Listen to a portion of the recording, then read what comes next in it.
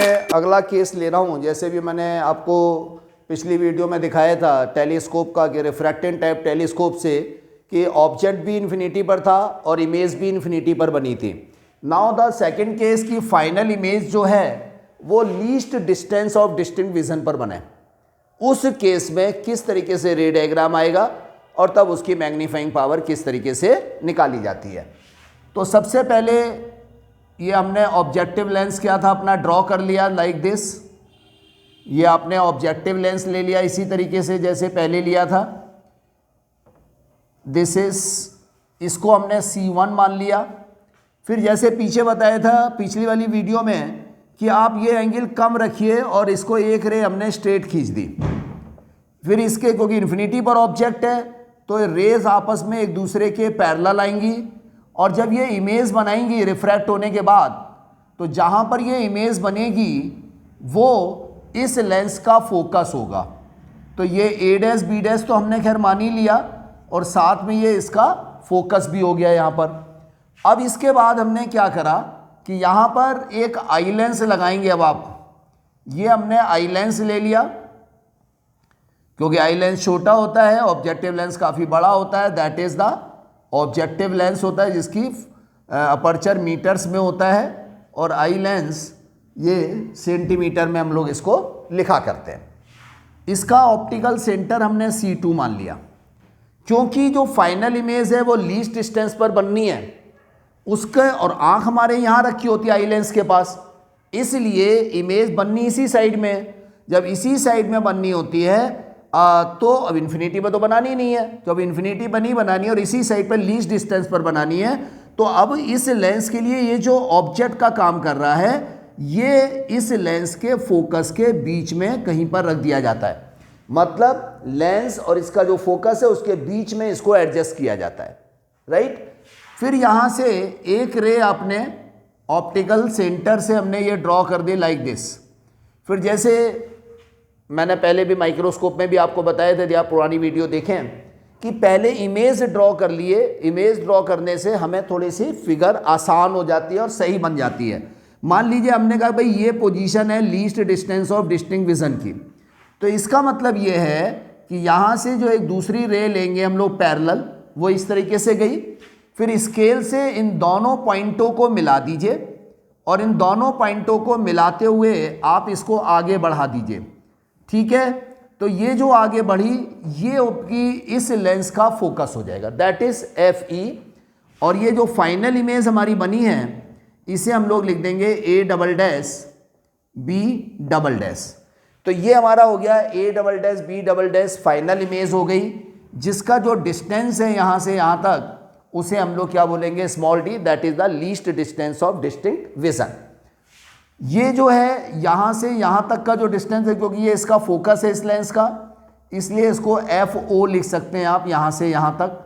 अब ये ऑब्जेक्ट इसके लिए ऑब्जेक्ट का काम कर रहा है, इसलिए आई लेंस के लिए ऑब्जेक्ट कर रहा है, तो इसलिए UE लिख दीजिए इसे कि ये हमारा जो इमेज है वो ऑब्जेक्ट है वो UE हो गई यहाँ पर। अब इसके बाद हमने क्या करा, अब इसमें आप लोग को फिर वही मैग्नीफाइंग पावर निकालनी है। तो जब मैग्नीफाइंग पावर हमें निकालनी है तो इसकी जो डेफिनेशन होती है मैग्नीफाइंग पावर की उसे भी आप एक बार समझ लीजिए कि मैग्नीफाइंग पावर को यहाँ पर किस तरीके से डिफाइन किया जाएगा। It is the ratio of the angle subtended by the image. ये इमेज है subtended by the image at I when it is at least distance of distinct vision. तो ये एंगल हमने बीटा मान लिया to the angle subtended by the object at I when it is an infinity. तो ये infinity पर है तो आपका तो एंगल यहीं पर ही बना सकते हैं हम लोग, जैसे पीछे वाले केस में बनाया था। तो ये अल्फा हो जाएगा यहाँ पर, इस अल्फा है तो इसका ये वर्टिकल अपोजिट एंगल है, तो ये भी एंगल कितना हो गया आपका अल्फा एंगल हो जाएगा। तो यहाँ से जो मैग्नीफाइंग पावर आई वो हो जाएगी m बराबर बीटा अपॉन अल्फा। दोबारा समझ लीजिए, जो m की वैल्यू है इस इमेज ने जो आंख पर एंगल बनाया वो लेंगे और वो कहाँ पर है least distance of distinct vision पर, और डिनोमिनेटर में जाएगा जो एंगल ऑब्जेक्ट ने बनाया है। जब ऑब्जेक्ट कहाँ इन्फिनिटी पर, तो उसके लिए एंगल यहीं से लेंगे, तो वो वर्टिकल अपोजिट एंगल इधर हो जाएगा। तो अब हमने, क्योंकि अल्फा और बीटा बहुत छोटे होते हैं जैसे पहले भी बताया था, तो इसको हम लोग लिख सकते हैं tan beta upon tan alpha. इसको tan beta upon tan alpha लिख दें। अब आपको tan बीटा निकालना है, तो हमने ले लिया in triangle a dash b dash c2, a dash b dash c2 ले लीजिए आप यहाँ पर। तो यहाँ पर आप देखोगे जो tan बीटा की वैल्यू है वो बराबर हो जाएगी a dash b dash perpendicular और b डैश c2 हो जाएगा इसका बेस। तो यहाँ से हो जाएगा a dash b dash upon b dash c2, आपने पहले ऐसे लिख लिया। इसी तरीके से अब आप ट्रायंगल लीजिए यहाँ पर a dash b dash c1, ये वाला ट्रायंगल ले लिया in triangle a dash b dash c1। अब आप tan अल्फा लीजिए इधर से। जब आप tan अल्फा लेंगे तो परपेंडिकुलर तो यही रहेगा हमारा a डैश b डैश, इसे हमने a डैश b डैश डाल दिया, यहाँ से b डैश c1 इसका बेस हो जाएगा, ये b डैश c1 डाल दिया। अब ये दोनों वैल्यू जो हैं यहाँ पर हम लोग पुट कर देंगे, तो m बराबर यहाँ से निकल कर आएगा, पहले tan बीटा रख दिया हमने, tan बीटा था हमारा a dash b dash upon b dash c2, इसको पलट दीजिए b dash c1 upon a dash b dash. तो a डैश b डैश हमारा यहाँ कैंसिल आउट हो जाएगा। फिर देखिए आप b डैश c1, यहाँ से b डैश c1 अभी हमने कितना लिखा है FO, focal length of objective lens हो गई। b डैश c2 ये क्या था UE है, लेकिन लेंस के लेफ्ट साइड में है, तो इसकी वैल्यू हो जाएगी माइनस UE। ये हमने नंबर 1 डाल के छोड़ दिया। अब FO तो ठीक है, FO तो हमें पता होता है भाई, लेंस की फोकल लेंथ हमें गिवन होती है, लेकिन UE की वैल्यू हमें यहाँ पर अब फाइंड आउट करनी पड़ेगी। तो हमने यहाँ पर फ्रॉम लेंस फार्मूला लगाएंगे for eye lens. Eye lens के लिए हमने लेंस फार्मूला लगाया, तो फार्मूला क्या हो जाएगा, आई लेंस की फोकल लेंथ हमने FE मान ली, तो 1 upon FE that will be equal to 1 upon VE minus 1 upon UE। ये इमेज है, इमेज तक का डिस्टेंस यहाँ से जो ये बन रहा था, तो यहाँ पर अब आप इनके साइन के साथ वैल्यू रखें तो VE बराबर हो जाएगा आपका माइनस D, क्योंकि लेफ्ट साइड में है तो माइनस D लिख देंगे, और UE भी लेफ्ट साइड में है तो ये भी किस में हो जाएगा, माइनस UE लिखा जाएगा। तो UE को भी आप क्या लिख सकते हैं, माइनस UE लिख देंगे। तो या निगेटिव लिख लो यहाँ पर सीधा सीधा, UE बराबर क्या हो जाएगा, निगेटिव। तो ये वैल्यू अब आप यहाँ पर पुट कर दीजिए इसके अंदर, तो ये हो जाएगा 1 अपॉन FE, ये हो जाएगा माइनस 1 अपॉन D, और ये अब ये माइनस लगाओगे यहाँ पर माइनस UE, तो ये प्लस का हो जाएगा। इसको इधर ले आइए, तो यहाँ से आपने देखा कि 1 अपॉन UE बराबर हमारा निकल कर आया है 1 upon FE plus 1 upon D। ये वैल्यू हमारी यहाँ पर निकल कर आ गई। अब हमने क्या करा, इधर का हम थोड़ा सा मिटा दे रहे हैं जिससे कि अब आपको अब आगे का देखें। अब हमारी ये 1 अपॉन UE की वैल्यू निकल कर आ गई। इस 1 अपॉन UE की वैल्यू को आप यहाँ 1 में पुट कर देंगे यूजिंग इन 1। तो यहाँ से m बराबर माइनस साइन तो ऐसी रहेगा, FO भी ऐसी रहेगा, 1 अपॉन UE की वैल्यू पूरी रख दीजिए आप यहाँ पर, तो ये हो जाएगा 1 upon FE plus 1 upon D।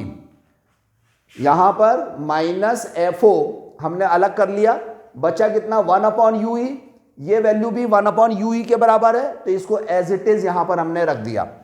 अब ऊपर नीचे FE से मल्टीप्लाई कर लीजिए, तो जो नीचे मल्टीप्लाई करी वो हमने बाहर लिख ली, और जो ऊपर मल्टीप्लाई कर रहे हैं वो हमने अंदर लिख दी। इसके साथ भी मल्टीप्लाई हो जाएगी और इसके साथ भी मल्टीप्लाई हो जाएगी।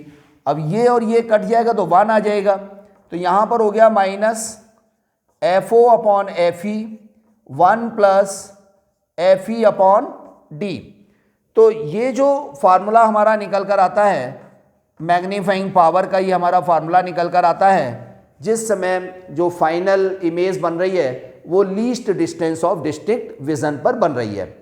अब जो मैग्नीफाइंग पावर होती है, इस केस में यदि हम दोनों केसों का कंपैरिजन करें कि लीस्ट डिस्टेंस पर और नॉर्मल एडजस्टमेंट के केस में, तो least distance of district vision पर जो मैग्नीफाइंग पावर होती है ये मैक्सिमम होती है, जबकि नॉर्मल एडजस्टमेंट के केस में जो मैग्नीफाइंग पावर होती है वो मिनिमम होती है। यहाँ पर FO बहुत ज़्यादा लेते हैं, बहुत बड़ा होता है, हो सकता है कि यहाँ पर 5 मीटर 10 मीटर तक हो, ठीक है। और ये जो वैल्यू होती है FE की, ये 5 सेंटीमीटर 10 सेंटीमीटर बस इस तरीके से लेते हैं, 2 सेंटीमीटर भी हो सकती है। तो इन दोनों में बहुत ज़्यादा डिफरेंस होता है। अब इसी में एक चीज़ और समझनी है, यदि कभी कोई आपसे ये कहे कि यदि हम टेलीस्कोप को रिवर्स कर दें, मतलब ऑब्जेक्टिव लेंस इधर ले जाएं, आई लेंस इधर ले जाएं, तो देन क्या ये माइक्रोस्कोप की तरह बिहेव करेगा? जब आपको कंपाउंड माइक्रोस्कोप मैंने बताया था तो उसमें बताया था ऑब्जेक्टिव लेंस और आई लेंस की जो फोकल लेंथ होती है वो लगभग बराबर होती है। नो डाउट कि FO वहाँ पर छोटा होता है, FE बड़ा होता है, लेकिन बहुत ज़्यादा डिफरेंस नहीं होता। जैसे FO हमने 5 सेंटीमीटर मान लिया, FE 10 सेंटीमीटर मान लिया, तो वो बहुत ज़्यादा डिफरेंस नहीं है।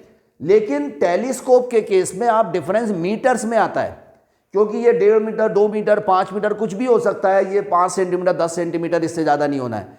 तो कभी भी टेलीस्कोप को उल्टा कर दें, वो कभी भी माइक्रोस्कोप की तरह बिहेव नहीं करेगा। जितना मैंने अभी आपको ये कराया रिफ्रैक्शन से, रिफ्रैक्टेंट टाइप टेलीस्कोप, कंपाउंड माइक्रोस्कोप, तो इनमें जनरली एक सवाल मिलता है।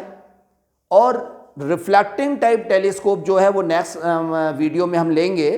तो यदि हम इतना पूरा पोर्शन हम देखें, जब रिफ्लेक्टिंग टाइप टेलीस्कोप खत्म हो जाएगा, तो आप ये मान के चलिए कि बोर्ड के अंदर आपको एक क्वेश्चन यहाँ से जरूर मिलेगा। या तो इसका रे डायग्राम और फार्मूला पूछते हैं, या डेरिवेशन आ जाता है मैग्नीफाइंग पावर का, या इस पर न्यूमेरिकल आता है, जो हम नेक्स्ट वीडियो जब हम अपनी बनाएंगे तो उसमें मैं उसका न्यूमेरिकल भी लूँगा रिफ्लेक्टिंग टाइप टेलीस्कोप को समझाने के बाद, जिससे कि आपकी ये सारी चीज़ क्लियर हो जाए। तो आज इसको हम यहीं पे रोकते हैं, नेक्स्ट वीडियो का इंतजार करें। Thank you.